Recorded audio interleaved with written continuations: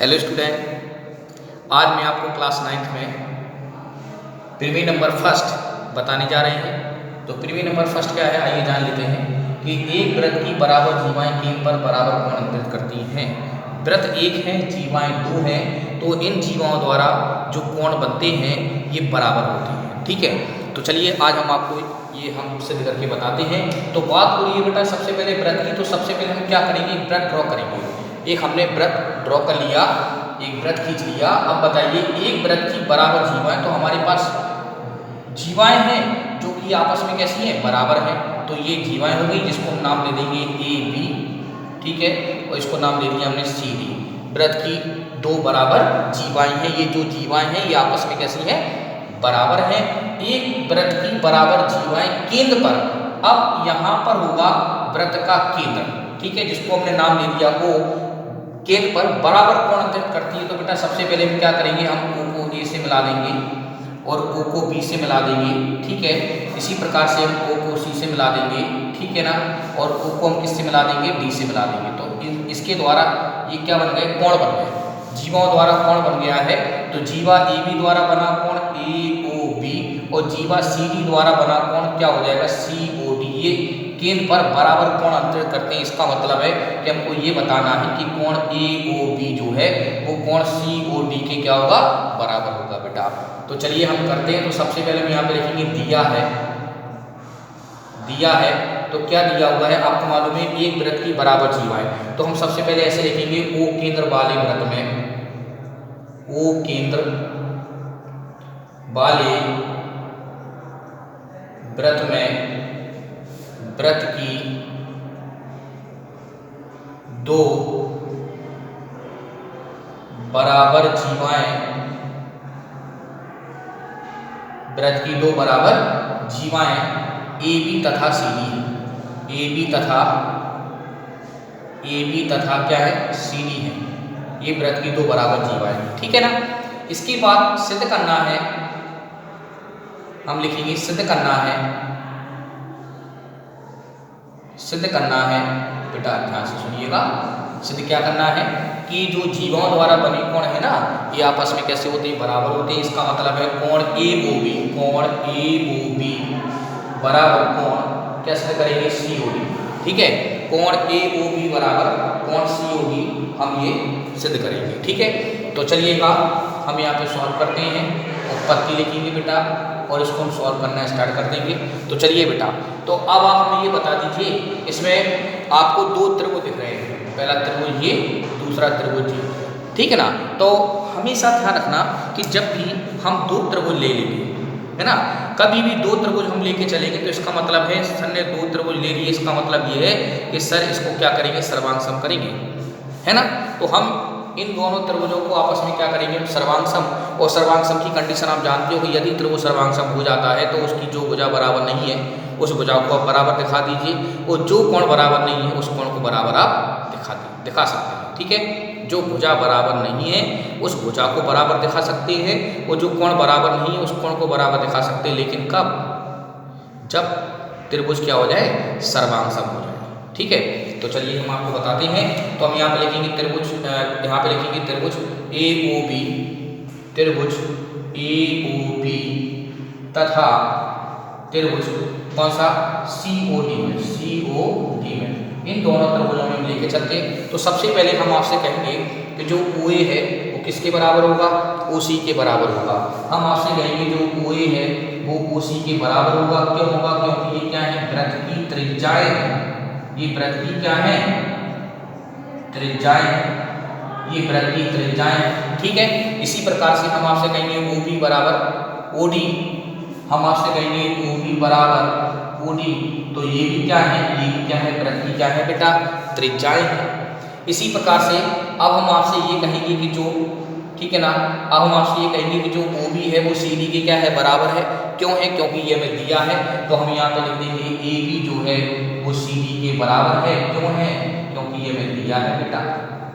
बताइए, समझ में आ गया होगा, दिया है।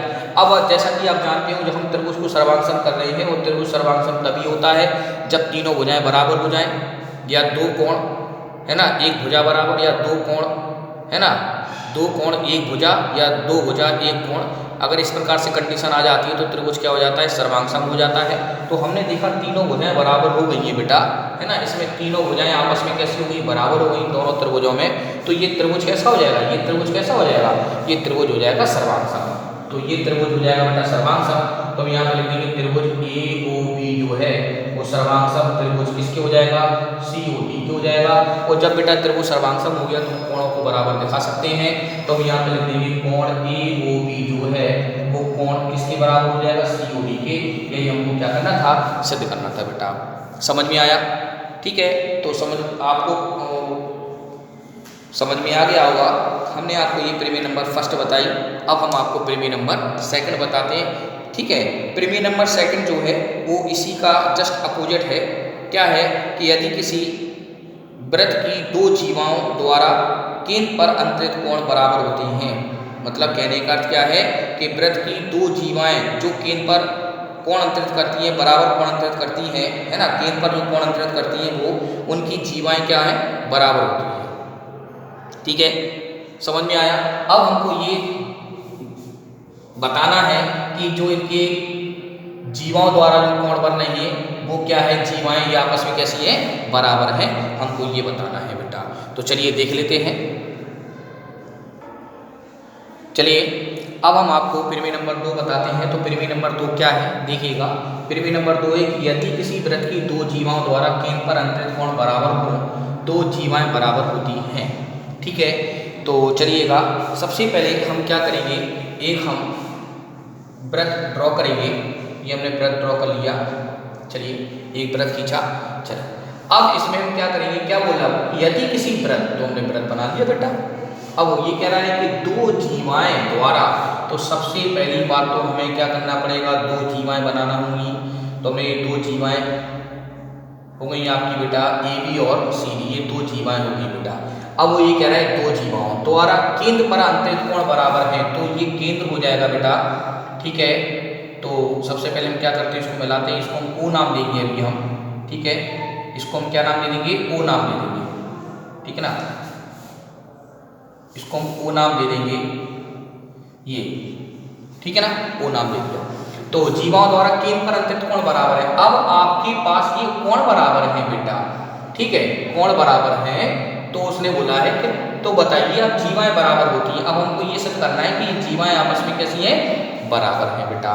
तो चलिए इसमें भी हम लिखेंगे, दिया है, हम क्या लिखेंगे, सुनिएगा, O केंद्र वाले वृत्त में, O केंद्र वाले वृत्त में जीवा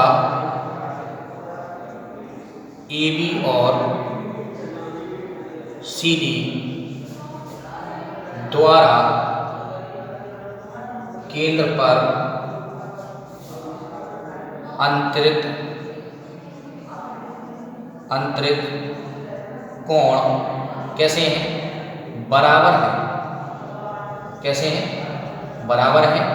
या हम लिख सकते हैं कोण AOB बराबर कोण COD, ठीक है बेटा। इस प्रकार से हमने लिख दिया। हमें सिद्ध क्या करना है, अब हम यहाँ पे लिखेंगे, हमें सिद्ध करना है, ठीक है, जो जीवाओं द्वारा केंद्र पर कोण अंतरित है ना, तो वही जीवाएं, मतलब हमारे कहने का अर्थ है जीवा AB और जीवा CD आपस में कैसी होंगी बेटा, बराबर होंगी। इसका मतलब है कि AB किसके बराबर होगा, CD के बराबर होगा। इसका मतलब है कि जो जीवा AB है वो जीवा CD की क्या होगी बेटा, बराबर होगी। चलिए तो अब हम इसको सॉल्व करेंगे, यानी कि हम यहाँ पे लिखेंगे उत्पत्ति। चलिए हम सॉल्व करते हैं, और सॉल्व करने के लिए हम फिर से क्या करेंगे, हम दो त्रिभुजों को लेके चलेंगे।